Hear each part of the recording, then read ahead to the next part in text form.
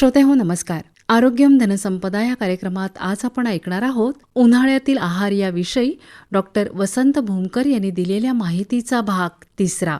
श्रोते हो नमस्कार. उन्हाळ्यामध्ये आपण कोणते कोणते पदार्थ खाऊ शकतो त्याचा आता विचार करूया.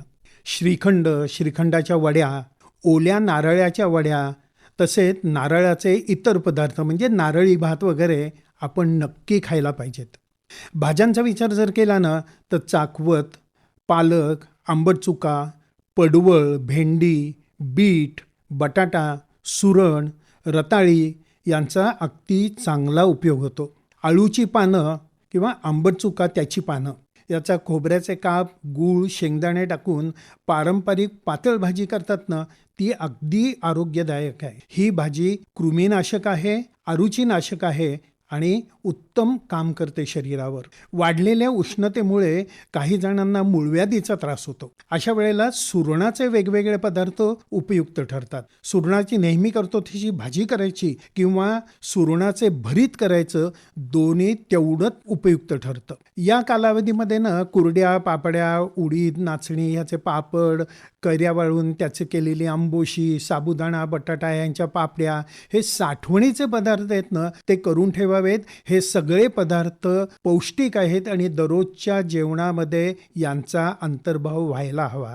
या कालामध्ये सणासाठी पुरणपोळ्या, कटाची आमटी हे करणं म्हणजे परंपराच आहे. या जोडीला कोशिंबिरीही केल्या जातात. या पदार्थांचे स्वतःचे पाचक आणि दीपन गुण आहेत आणि त्यामध्ये असलेल्या तुपाच्या प्रमाणामुळे उन्हामुळे होणारे दुष्परिणाम जे आहेत ते टाळायला मदत होते. उन्हाळ्यात होणारा आजार म्हणजे जुलाब आणि निसर्गाने त्याच्यावर औषध देऊनच ठेवलेलं आहे. आपण उन्हाळ्यामध्ये आंबे खातो, त्या आंब्याची कोय घ्यायची, भाजायची आणि त्यातल्या आतली बी काढायची. ती बी चावून चावून जर खाल्ली तर जुलाब कमी होतात. आणखीन एक नेहमी होणारा आजार म्हणजे उन्हाळी लागणं. उन्हाच्या तडक्यामुळे लघवीला कमी होते, त्यात आग होते, असे त्रास होतात.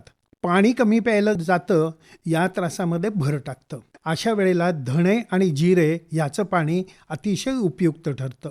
अतिउष्णतेमुळे काहींना नाकातून रक्त येतं, म्हणजे घोणा फुटणं म्हणतात त्याला.